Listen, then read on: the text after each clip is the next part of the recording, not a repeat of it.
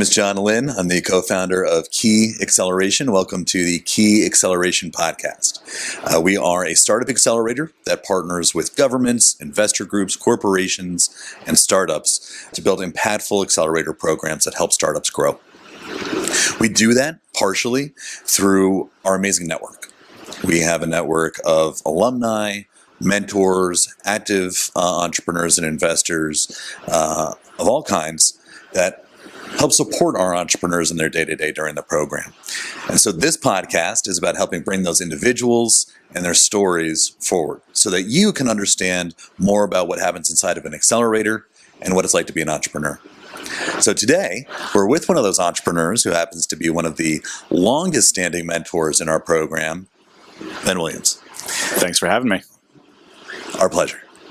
And Ben's here to tell us a little bit about what he's working on right now and what his path has been like as an entrepreneur. He's also going to add in some learnings and recommendations along the way. So, Ben, we do appreciate you being here tonight, here at Impact Hub. Thanks for hosting, JP and team. Could you tell us a little bit about what you're working on right now before we get into how you got here? Absolutely. So I'm currently the Chief Operating Officer at Exyn Technologies. It's an autonomous robotics company that focuses on self-contained autonomy and digital world creation in unstructured environments. How? We use a technology called SLAM, which is simultaneous localization and mapping. And it's a technique to localize a robot in an environment and also to create a digital model of that environment around it. And you use that to then determine safe navigation areas, to determine the mechanisms by which you want to transit in those areas. And you can even do more advanced things like take the path planning algorithms and use them to determine high-level mission objectives so that you remove people from the decision-making or piloting process for these robotic systems. So there's a lot of really interesting things that can come of that, including digitizing physical industries. So is this primarily a software for drones or primarily a drone technology? So we specifically have focused on creating the technology that goes into these systems. So predominantly software, although we do deliver physical products often, but especially over the last 2 years, we've been modularizing the technology. And with our most recent product release, we actually have tool sets that OEM robotic providers can actually use to integrate our autonomy and mapping capabilities into their systems. And what kind of customer is going to be using this technology? Our biggest categories are in the mining industry, where you have the quintessential robotic needs, dirty, dangerous, repetitive environments. You want to remove people from the most dangerous environments, and you want to get digital information about those physical industries. We've also done a lot of work in the geospatial world that you can think of as construction and infrastructure inspection, digitizing a lot of infrastructure, especially is where we've seen a lot of uptake there. So mildly technical approach here. Very interesting stuff. We're going to come back to it and hear more about what you've been doing and learning in your work at Exyn. First, I want to take a second to hear more about how you got here and what you were sort of doing in your days before being an entrepreneur and what your ventures as an entrepreneur have been like before we get into things that you've learned in that journey. Absolutely. So bring us back. So I had a fairly early entrance to the entrepreneurial world. I started my first companies in undergrad because I ran out of tuition money and I wanted to stay at the university. And so it was almost by necessity that I started that work. But I really enjoyed it. It was really fun to figure out how to build these companies. And even from the beginning, I had some expertise in it and I was sort of forced to learn on the fly there in order to pay my way through college. What was the venture that paid your way through college? So I split my time between something called Penn DSL and basically a consulting group. I was the IT help desk manager at the Wharton School's management department as an undergrad. And as a result, I got to interact with a lot of these professors who were very, very smart, some of the most advanced in their field, but weren't always people who were experts in software development or in algorithm development or doing regression model creation. And a bunch of the the work that was required for their research, but that they themselves were not the most expert in, or maybe wasn't the best use of their time. And so since I was in the engineering school and I knew a lot of very, very smart people who far eclipsed me in capabilities, I ended up being sort of a middleman, brokering some of these little bits of work. Think of it as an early Fiverr, but just people in my dorm. And as a result of that, you start to learn a little bit of early project management. You start to learn about deliverables. You learn about how to take what is a very technical task, decompose it into requirements for someone who doesn't necessarily know what it is that they're actually trying to accomplish. And so without really realizing it, I had to sort of teach myself some of the very basic fundamentals here. So that was pretty neat. And I got to make a decent amount of money there. And then the other one was something, as I mentioned, called Penn DSL. And so I went to the University of Pennsylvania, and therefore Penn and DSL, back when I was in undergrad, it was pre-cable internet. So the only broadband accessible was digital subscriber lines, which went over telephone, and you had to go right directly to your computer. So if you had a house with 5 people living in it, all 5 people would have to buy a separate broadband connection. So what we did was install a server and built a local area network that shared that connection for a single connection to a whole bunch of computers. So we ended up installing these in all the shared houses in off campus in West Philadelphia. And as a result of that, we were able to build basically subscription revenue for servicing these things. And it also served as a platform for a couple of very small projects that we called groupliving.com, and ended up also doubling as our senior design project, as well as getting paid. So ended up working out really well there. That's one of the interesting aspects of building a career as an entrepreneur. Is it's a great way to learn early, right? A lot of different skills. You're very unlikely to succeed in that demographic, despite the narratives that dominate entrepreneurship, and it still is a broad exposure. It was really interesting and a great opportunity to learn. Yeah. So then you had these initial experiences in entrepreneurship and went right out of school and swang for the fences, or do something else? So I actually got my commission in the U.S. Navy right after graduation. And so I joined about 5 months before 9/11. So as you might imagine, things changed pretty quickly right after I joined. And so I did a few combat deployments in the Navy. I was a surface warfare officer with a nuclear propulsion option. So I did a lot of time in engineering spaces on board ships, and also led small boat teams in a mission that was called VBSS, which is a Visit, Board, Search, and Seizure, and basically making sure that people weren't smuggling weapons in and out of Iraq during that time. Low stakes, low pressure, chill. Yeah, very, very relaxed cruise on the oceans. Well, thanks for your service.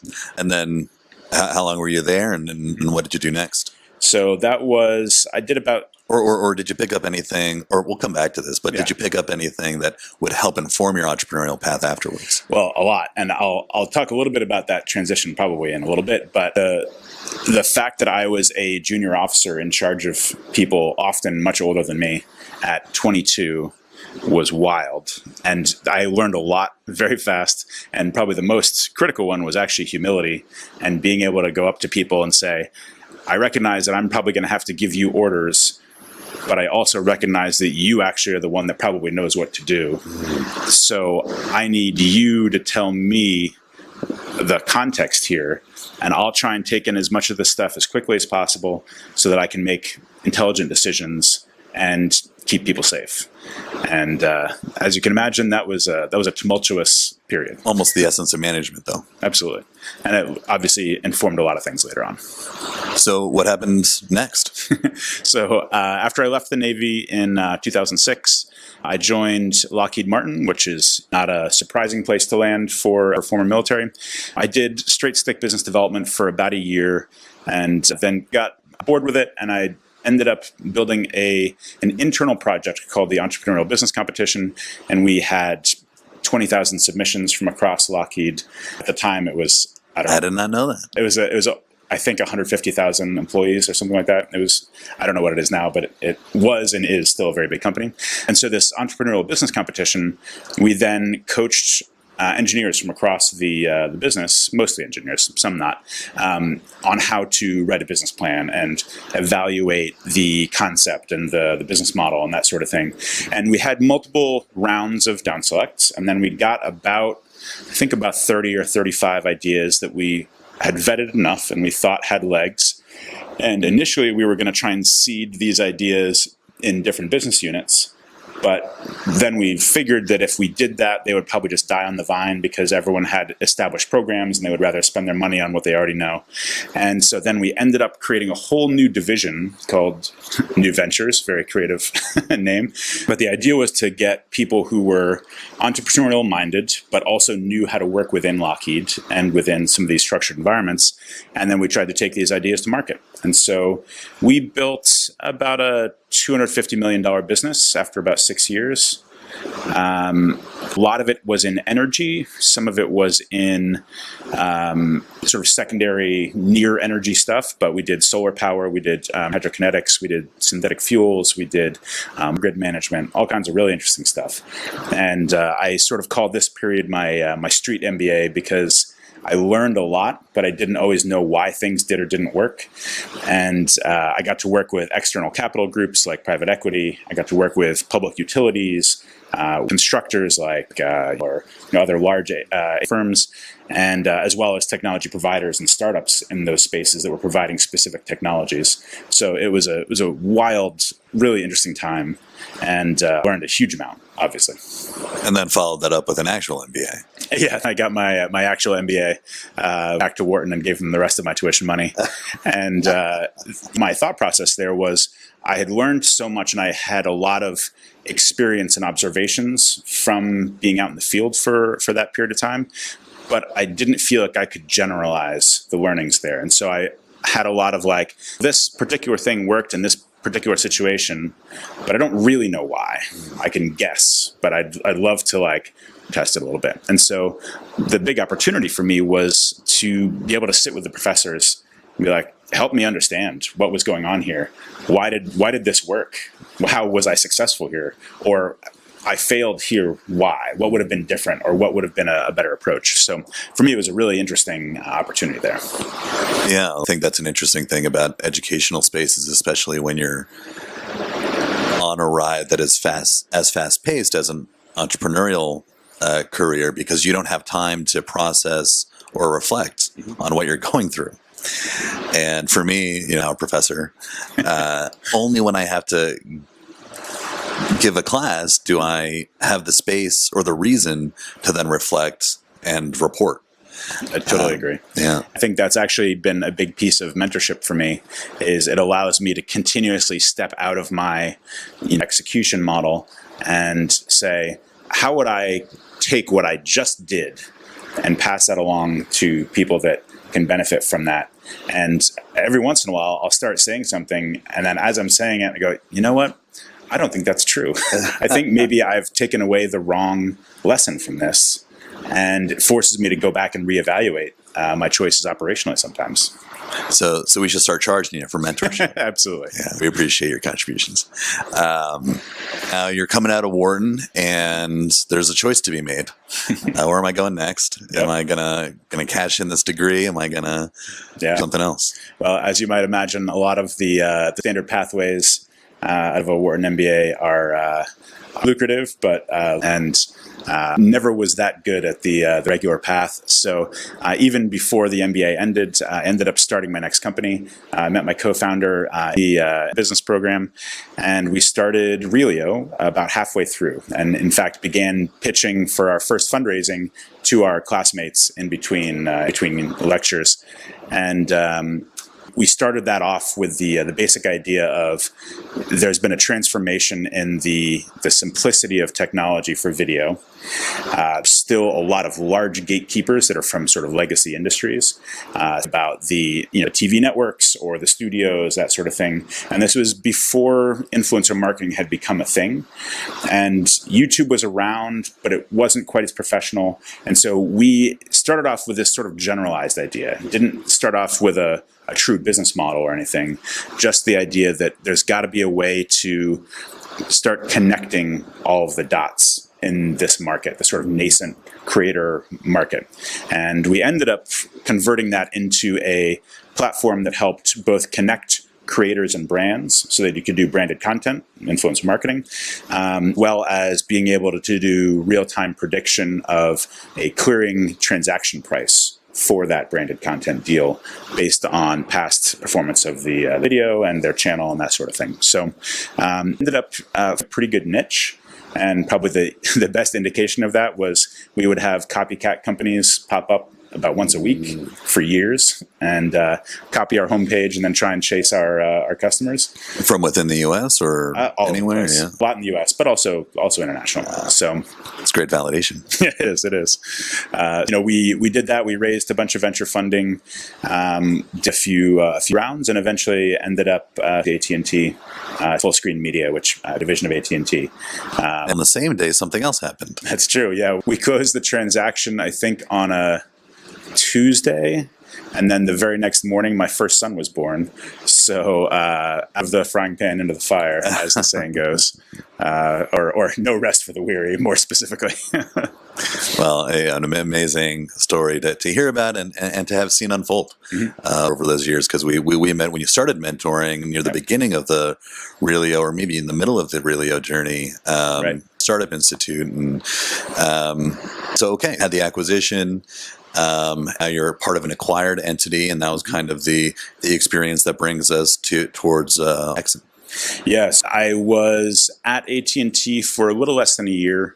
I think they probably didn't really know what to do with me anyway. At the same time, I had begun starting a business, helping startups and small businesses about strategy and growth.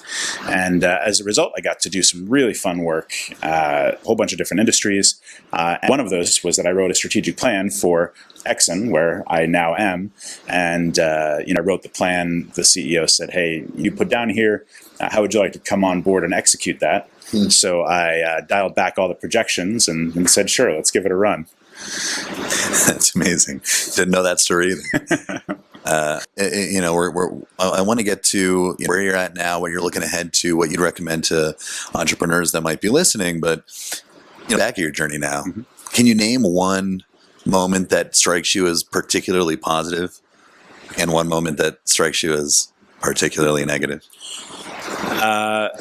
Obvious positive one would be the day that we actually sold Reelio, which of course was a great validation. I think a lot of the ones that I remember most fondly were smaller in magnitude, but more impactful in transition to a new phase. Do you have an example? Yeah. The first venture funding round we closed, I think was probably one of the most impactful things we had, because it was a true 0 to 1. Raised venture, now have raised venture. It's validation of a lot of the stuff we had been sort of scrambling on for a few years at that point, and helped me then let go of some of the self-doubting BS and be like, all right, well, now it's time to get down to business and execute. It allowed me to sort of shed a little bit of the self-doubt and replace it with new self-doubt of the next scale. But it's very positive, and I think that was a really critical juncture, I think. Yeah, I think I wouldn't call raising a round of venture funding a small win, but I know in my experience, appreciating the jabs that connect has been sustaining. Yeah. But you had a good right hook with that. Yeah. With funding round. What about a low? Something really hard. I think the fun or the interesting part about being an entrepreneur is you have many lows as highs or more, and you experience both of them in the same 24-hour period often. So you're sort of bouncing back and forth them. I think a really big hard part for us was the first time that we did layoffs at Reelio. And it certainly wasn't the last time I've had to be involved in that kind of thing, but it was the first time that I had done that as a founder or very senior leader in that. And so, to some extent, you felt like you really failed all of these people individually. And going through that at least once was helpful to understand it's a possible outcome. It's not the end of the world. But if you treat people well along the way, then they're going to do fine afterwards also, and you can be a better steward of other people's money and your employees' careers and the company as a whole. And you can play as much role as you want to in helping them deal with that situation and bridge to the next step and in what kind of company and leader you really want to be. So what's next? What's next for Exyn, and what's next for you, and what's next for or you recommend that here should keep in mind if they want to have a venture like you've had? So we've been on a really, really fun ride with Exyn. We're at the point now where we're into market. We've got a lot of these great partnerships and a few new markets. So I think over the next 12 months, you're going to see us and geospatial market more significantly. We'll be able to announce a few big partnerships in the next couple months as well. So look out for that. And I'm keeping up a lot of my work and trying to help the next generation of senior execs in the startup world. Make Quay Accelerators. Try and help them mess up a little less than me. So what's one way that they should try to mess up a little bit less than you? So something that took me a really long time to understand was the centrality of understanding a perspective. And what I mean by that is not just what the problem is that they're facing, but what does success look like for them as the user? If you think about the actual user of a piece of software in a large company, they are probably not a C-level. They are probably either an individual contributor or a small team manager. And success to them in their job is probably not just succeeding with that software. It's one piece of a much bigger picture for them. And so if you can understand what makes them successful, what makes them able to get promoted or succeed in their career, you can put everything in the context of that problem for them. And that helps you market, it helps you sell, it helps you develop the product, it helps you sustain and maintain that product. Everything gets way simpler if you can understand and listen well enough to what the customer needs. And I certainly agree with that to the extent that that matters. But the way I would add to our audience is that that's not just sales advice. Right? Like Ben said, getting that clarity closer to the customer makes it easier to engage with them and tell a successful story, but also makes it easier to know when to pivot or who to hire or how to articulate your mission. Yeah. So you agree with all that too. Yeah, sure. Thank you so much for joining us today. Thank you for making the trip up to Philadelphia to join us here at Impact Hub. Impact Hub, thank you for hosting our podcast at Quay Acceleration. Audience, Ben on LinkedIn, on Twitter, I think is Bentropy. Yeah. Yep. And follow us on LinkedIn in particular. Take a look at our applications and let us know if you have any questions about how to get involved with our programs.